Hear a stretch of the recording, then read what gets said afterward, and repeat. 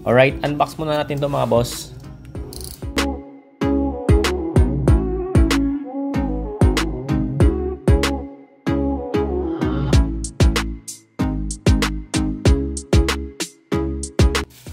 Alright, quality check tayo mga boss, ano? Tingnan natin tong pagkaka-weld. Syempre, at saka itong kapal ng bakal. So, ito yung pagkaka-weld niya. Malinis, parang stock din, ano? Makapal, masyado makapal. Meron na rin pala itong mga boss, itong mga stickers na parang sa stock din na swing arm. Try natin sukatin tong thickness ng bakal na to, ano? Parang mas makapal pa ito kasi sa stock swing arm. Hindi siya lata, talagang bakal eh. So ito pala yung kasama ng swing arm na to. Ito adjuster, medyo plain nga lang. Pero parang stock din ng sa mga GTR ganyan. Alright, sukatin natin.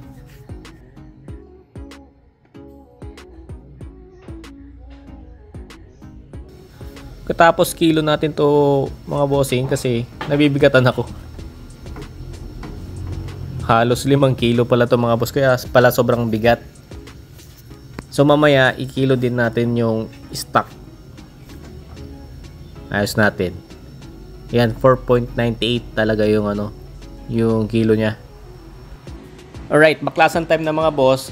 So ito, babaklasin natin to lahat. Gulong, preno, tsaka yung kadena, papalitan din natin. Pero bagong lahat, tanggalin natin din yung mga sa footrest. Andito kasi yung nuts, kabilaan yan.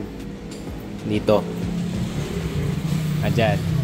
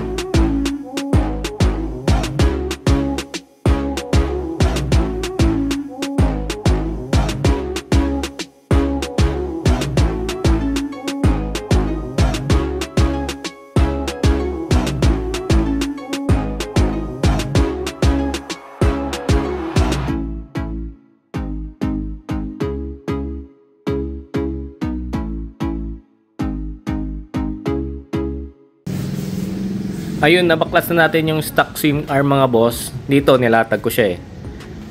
Ito side by side. Pansin na pansin ano, talagang mas mahaba itong aftermarket ng 2 inches.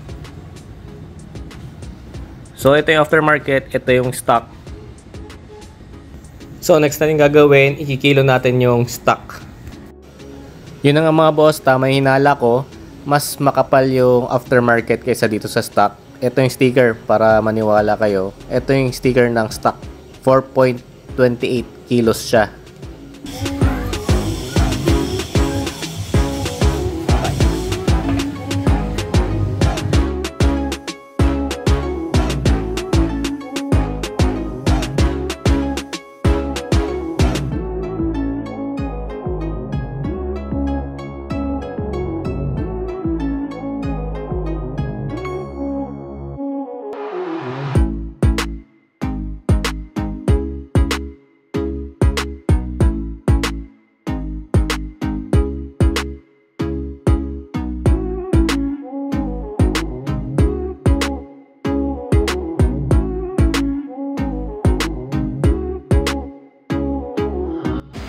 So ayan mga boss, nailagay na natin yung plus 2 na swing arm. Ang kulang na lang is yung gulong at saka kadena. Tapos makikita natin yung resulta.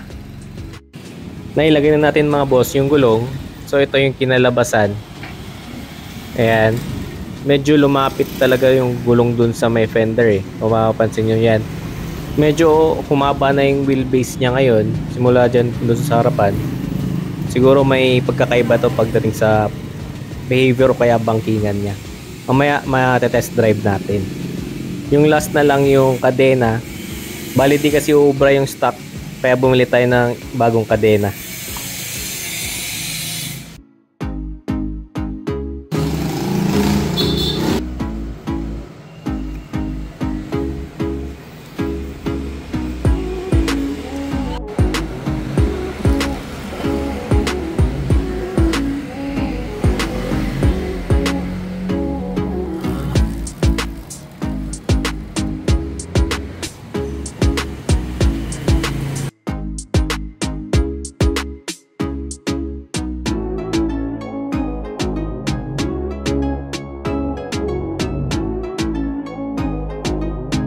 Alright, ito na tayo ngayon sa sa daan mismo. I-road test na natin to plus 2.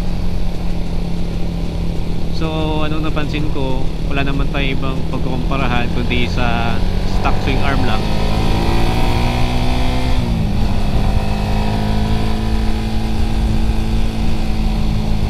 Dito mga boss, napansin ko no nag plus 2 tayo, mas lalo kapag mga wavy na daan, nagiging bouncy siya. Ramdam na ramdam ko yung bouncy, kaya tingin ko magpapalit tayo ng rear shock or rear suspension. Kailangan natin ng medyo mas steeper. Ang tingin ko nga dito kailangan dito yung may adjust ng damping. Mas maganda kasi yun, kasi pwede mo patigasin, pwede mo palambot, natitimpla yung bounce nya para hindi masyadong masakit.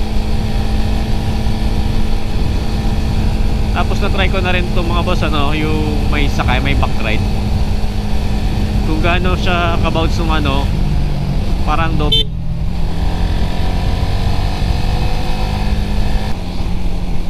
Pagkatapos mga boss, kung sanay kayo sa stock swing arm, mapapansin nyo yan na tapos nagpalit kayo ng plus 2 mapapansin nyo yan sa pagdating sa bankingan, mas okay itong plus 2, pero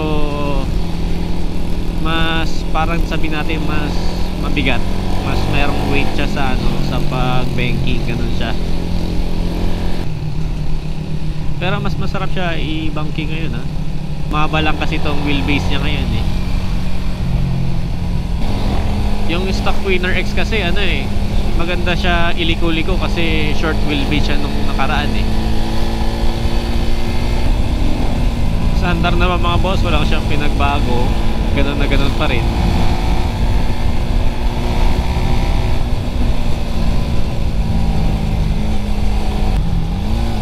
So yun lang mga boss, yung advantage at disadvantages. Salamat sa panonood, and marami pa tayong ilalagay dito. Kaya like and subscribe lang kayo sa channel na to, and see you